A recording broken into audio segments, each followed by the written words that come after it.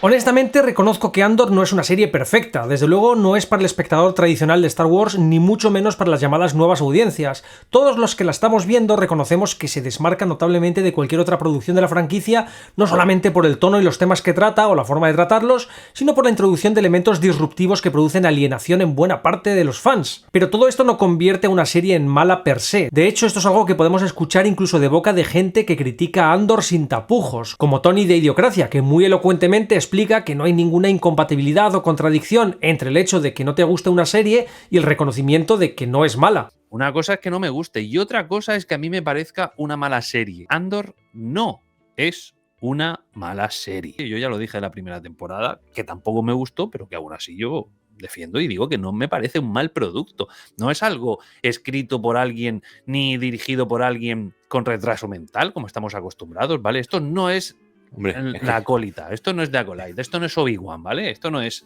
estas cosas a las que estamos acostumbrados en Disney. Yo por mi parte veo la serie con interés, de forma general me gusta y cada capítulo me incita a querer ver el siguiente, pero a la vez soy consciente de la mandanga, de los elementos polémicos o disruptivos que pueden dar lugar a críticas legítimas e intentaré abordar algunos de ellos. Pero atención, esto va de los elementos que yo detecto como potencialmente disruptivos, y si vosotros detectáis otros, podéis contármelo en los comentarios. Como siempre, este vídeo no será un compendio sistemático de nada, así que no voy a cubrir todos estos elementos como si fuera un catálogo, por lo que los comentarios que a veces me dejáis en plan ¡ay, te has olvidado de esto, te has olvidado de lo otro!, pues no son pertinentes. No me olvido de nada, simplemente selecciono el contenido. ¡Vayamos al lío! Andor se cocina a fuego demasiado lento. Andor no solo tiene el atrevimiento de no estar hecha para vender muñequitos, además empieza, se desarrolla y ya veremos si termina sin una sola referencia a los Skywalker. Cero sables láser, pero algo que parece superar en gravedad a todo esto es el hecho de que se dice que va lenta. Lenta. Muy lenta.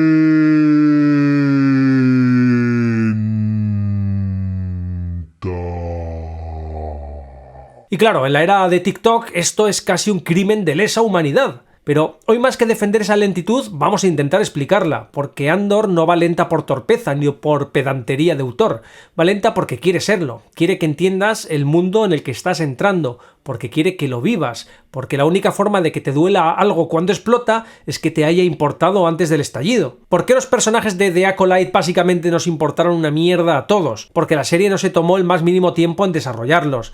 Pero ni tanto ni tan calvo, no todas las series necesitan tener un ritmo narrativo espeso en plan slow burner.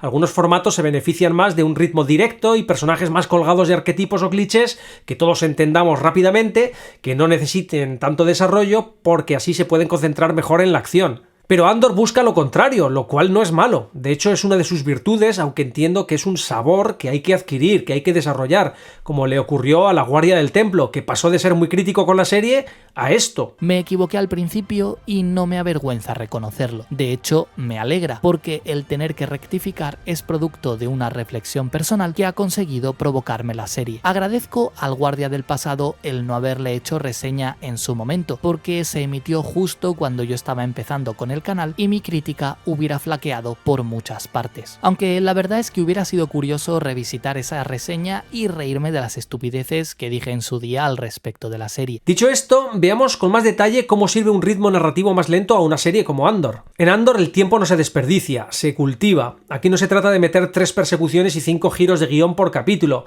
Aquí ves cómo se ficha en una fábrica imperial, cómo se gestiona un buró de inteligencia, cómo es el día a día en un planeta ocupado y, horror de horrores, como un poli venido a menos desayuna con su madre. ¡Es su madre! ¿Quién quiere ver eso cuando puedes tener al Baby Yoda haciendo monerías? Pero ese es el punto. Andor no te dice el imperio es malo, te lo hace vivir, te lo hace tragar.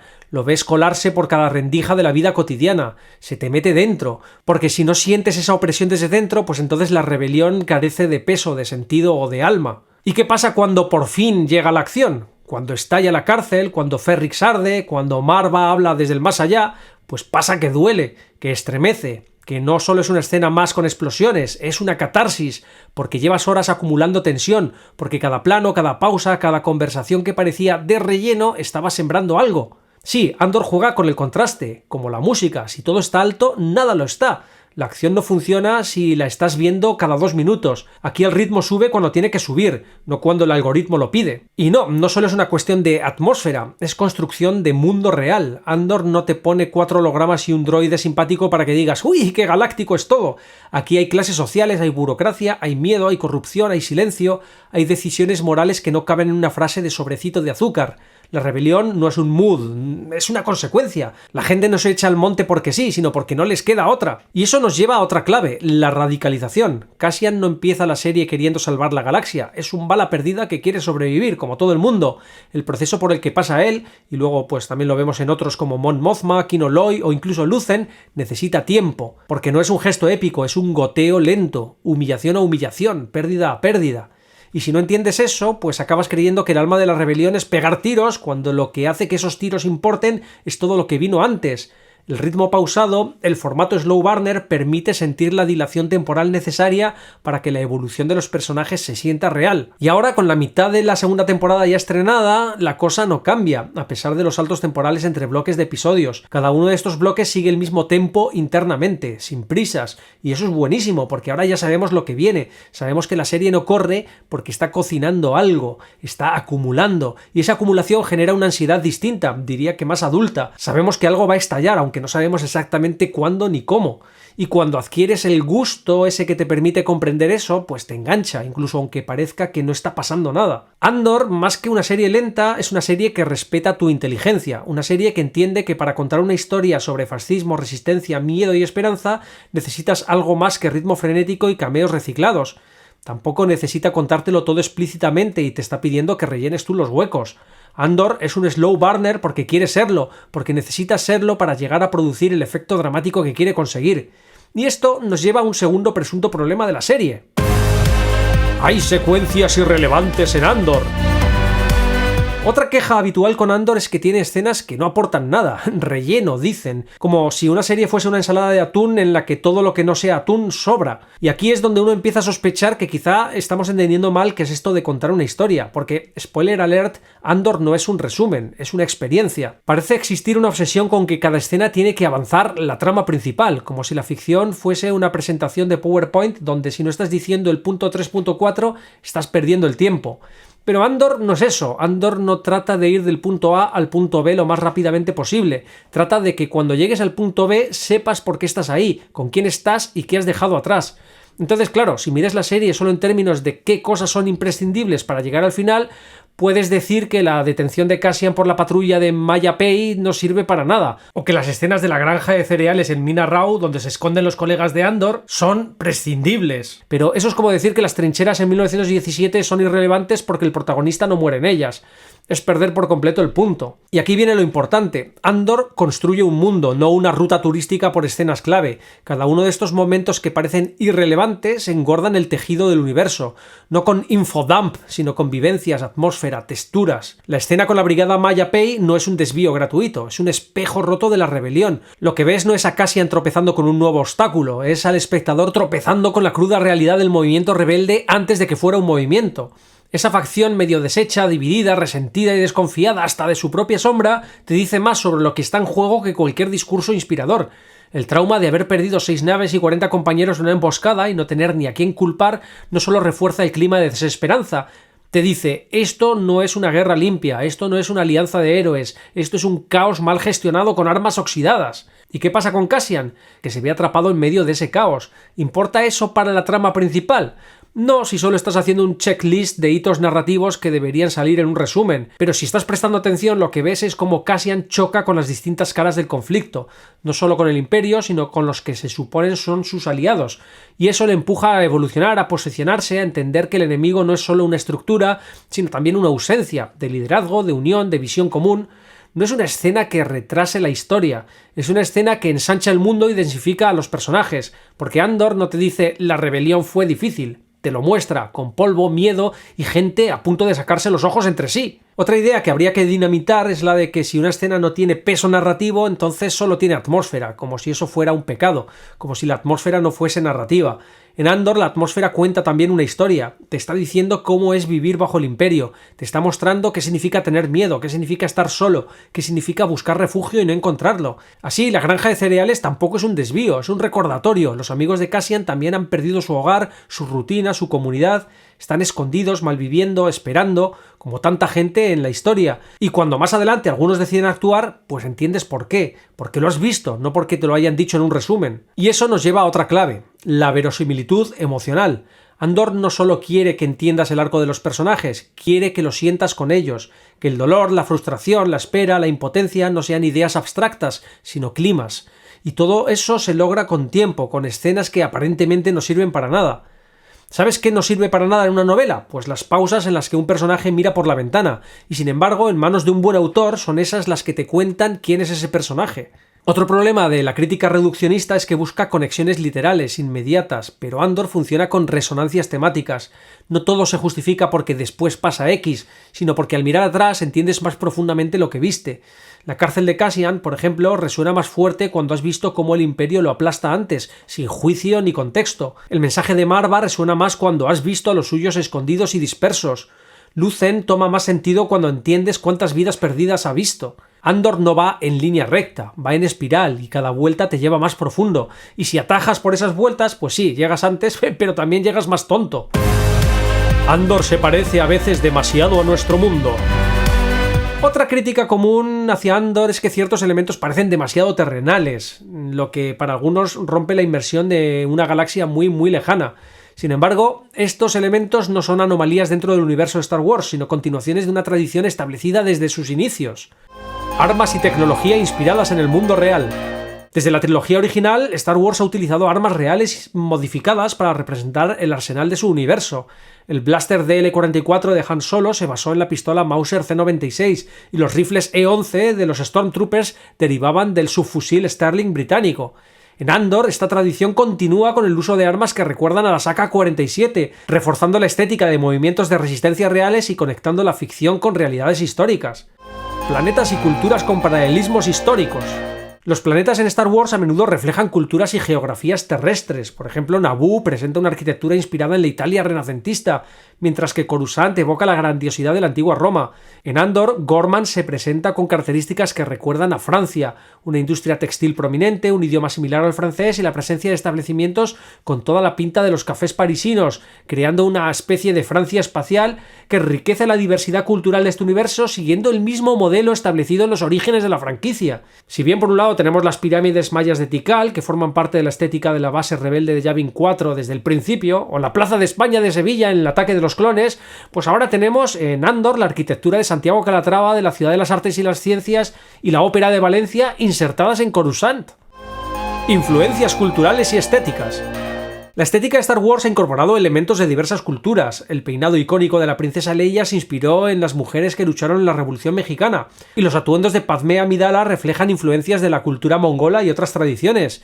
En Andor, la galería de Luthen incluye artefactos que recuerdan al arte azteca, como la escultura de serpiente bicéfala y una piedra solar, rindiendo homenaje a las raíces mexicanas de Diego Luna, quien interpreta a Cassian Andor. Música y medios de comunicación reconocibles. La música diegética en Star Wars también ha evolucionado para incluir estilos contemporáneos. En Andor, la música techno en la boda de Leida Mothma reutiliza el tema Niamos de la primera temporada, transformándolo en un éxito galáctico que resuena en diferentes contextos dentro de la serie. En esencia, el techno en la boda de la hija de Mon Mothma no debería ser más disruptivo que el swing estilo Benny Goodman de la cantina de Mos Eisley. Básicamente, toda la música diegética de la franquicia es bastante humana. También podemos ver en Andor incluso una televisión con un programa de chismorreo, lo que muestra la vida cotidiana con un código que nos es absolutamente familiar, estableciendo el hecho de que en este universo existen también fuentes de entretenimiento análogas a las de nuestro mundo real, pues como casi cualquier otro elemento cultural de la franquicia que se os pueda ocurrir. Así pues, en este sentido Andor no es especialmente disruptivo, pero puede ser que estos elementos resulten más prominentes porque la serie, con su tiempo dilatado, no solo a menudo se concentra en aspectos cotidianos, sino que entra de lleno en temáticas o enfoques que hasta Andor no solo eran bastante ajenos al universo Star Wars, sino que eran impensables. ¡Alerta! ¡Abuso sexual en Star Wars! Un ejemplo especialmente polémico lo encontramos en el intento de abuso sexual que sufre Bix por parte de un oficial imperial. debo reconocer que en un primer momento me incomodó profundamente, y no solo por el acto en sí. ¿Cómo encaja algo como esto en el universo de Star Wars? Estas cosas no ocurren en una galaxia muy lejana, ¿verdad? Del mismo modo que las denuncias falsas tampoco existen, ¿verdad? ¿Verdad? Pero la pregunta verdaderamente importante es, ¿por qué Tony Gilroy creyó que era buena idea introducir una escena como esta? Tras pensarlo un poco, entendí que por otro lado estamos hablando de Andor, una serie atípica dentro de la franquicia, claramente concebida para adultos, o al menos para una audiencia madura. Una serie que decide mostrarnos los entresijos más turbios y desagradables del universo de Star Wars, aspectos que el tono tradicional de la saga, su público objetivo y sus exigencias de corrección política nunca habían permitido representar.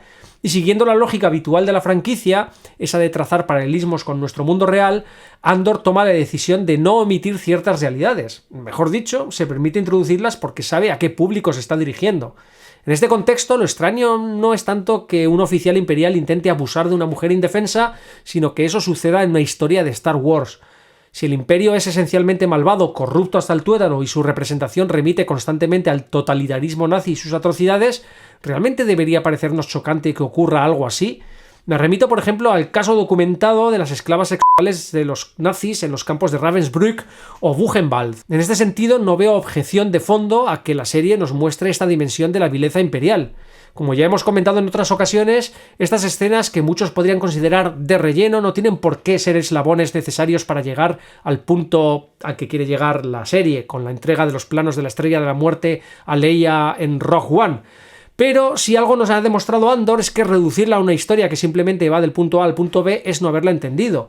Esta escena no busca avanzar la trama principal, sino construir la atmósfera. No se nos dice que este intento de violación tenga por qué tener consecuencias narrativas relevantes, sino que se nos sugiere que estas cosas también existen en este universo y que los villanos no solo matan y oprimen, sino que también pueden abusar sexualmente. Eso los vuelve más abominables.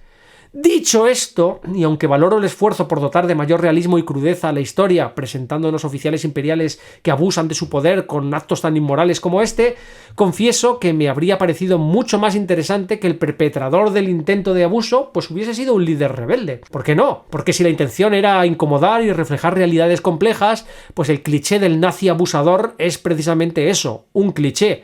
¿No habría sido más potente, más incómodo incluso mostrar que los buenos también pueden cruzar esa línea? Está ampliamente documentado que en las fases finales de la Segunda Guerra Mundial, cuando las fuerzas aliadas entraron en el territorio alemán, se produjeron violaciones a gran escala.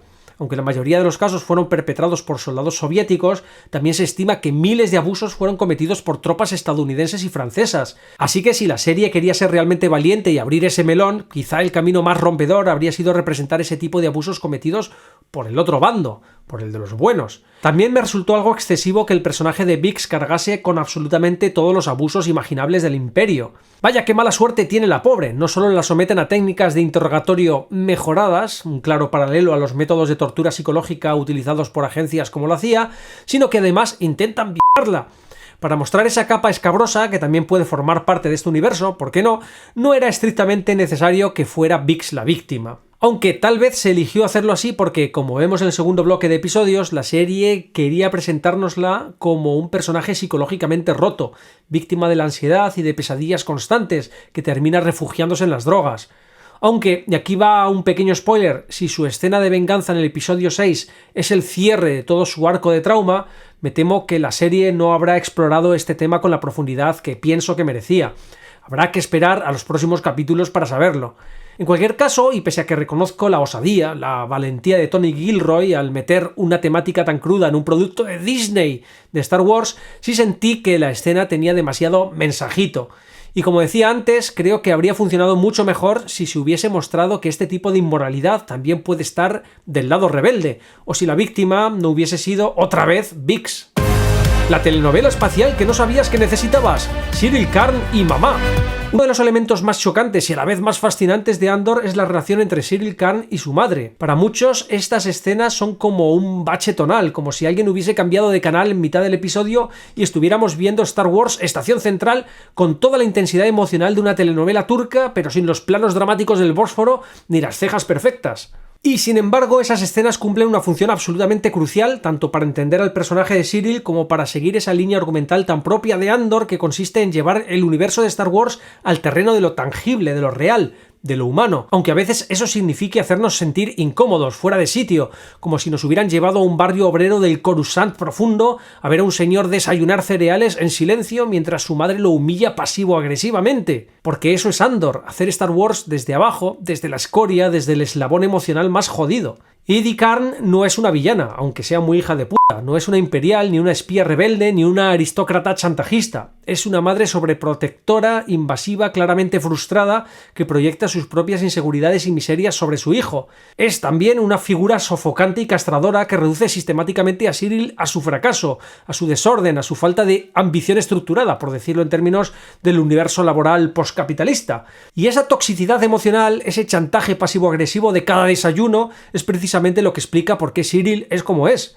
Porque lo que vemos en Cyril no es simplemente a un burócrata alienado, es a un tipo reprimido, compulsivamente obsesionado con el orden, con la aprobación, con el deber, y sobre todo con que alguien, quien sea, aunque sea una superior imperial con mirada de sargento de campo de concentración, le diga que vale la pena. La relación con su madre está ahí para mostrarnos, en términos puramente freudianos si quieres, que Cyril no está buscando justicia, está buscando amor, validación, una mirada que le devuelva algo distinto a ese desprecio cotidiano que le lanza su madre por encima de la tostada.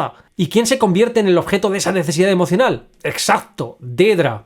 La mujer fuerte, fría, brillante, que lo ve, aunque sea con desdén o incomodidad, que representa algo por lo que luchar, alguien a quien impresionar, una figura de autoridad que no lo trata como un inútil, al menos no del todo. Y es aquí donde Andor da otra bofetada narrativa a los estándares de la franquicia, porque en lugar de entregarnos un villano malo porque sí, lo que nos ofrece es un perfil emocional profundamente reconocible, un niño roto que ha interiorizado el orden y el deber como una vía para redimirse, como forma de ser querido. Lo que hace Andor con Cyril no es nuevo en la literatura, ni siquiera en el cine, pero sí es casi revolucionario en el contexto de Star Wars, donde hasta ahora los personajes tienden a ser mucho más arquetípicos. Aquí, en cambio, tenemos a un tipo que trabaja en una cubeta de datos imperiales mientras vive con su madre. No es Vader, no es Tarkin, es un pringado que precisamente por eso resulta profundamente verosímil. Lo fascinante es que esto, que podría parecer ajeno al espíritu de la saga, es completamente coherente con el enfoque de Andor. Mostrar cómo la galaxia está hecha, en realidad, también de personas pequeñas, de traumas personales, de ambiciones frustradas, que detrás del engranaje imperial hay gente gris, mediocridades con madre, soldados de traje apretado que no son malvados por ideología, sino por vacío existencial. Cyril no entra en el totalitarismo por convicción, entra por carencia. Y esa es en el fondo la idea más peligrosa de todas, porque si uno puede llegar al fascismo no desde la maldad, sino desde la necesidad emocional, entonces el imperio ya no es un mal lejano, sino algo que crece en cualquier esquina, incluso en el salón donde desayunas con tu madre mientras te recuerda que nunca serás lo que ella esperaba de ti. En lo personal, esta relación de Cyril con su madre y con Dedra es lo que más estoy disfrutando de la serie. E incluso detractores declarados de Andor me han manifestado su interés por esta línea. Para mí es una demostración clara de que este universo podría tener muchísimas posibilidades en la exploración de otras temáticas y formatos. Ya conté a propósito de Acolyte como una sitcom de Fatawan, también conocido como Papadawan, y sus vicisitudes como aprendiz de Jedi atrapado en un cuerpo no normativo, pues podría ser un exitazo. La relación de Cyril con su madre es tan suculenta que daría para un spin-off del personaje, pero a falta de ello nos tenemos que conformar con memes muy cachondos que ya van saliendo por ahí. Por ejemplo, este dominó que empieza con la pequeña pieza de un poli teniendo movidas con su madre y que concluye con el emperador Palpatine cayendo al abismo. O este que muestra la proyección que Cyril hace de su madre en su churri. Quiero decir, o lo que se encontraría la mamá de Cyril si entrase en su cuarto. ¿Y este qué me decís? Tu hijo también me llama mamá. O, para mí el mejor de todos, la verdadera villana. Dicen que cuando Palpatine la mira, le pide perdón.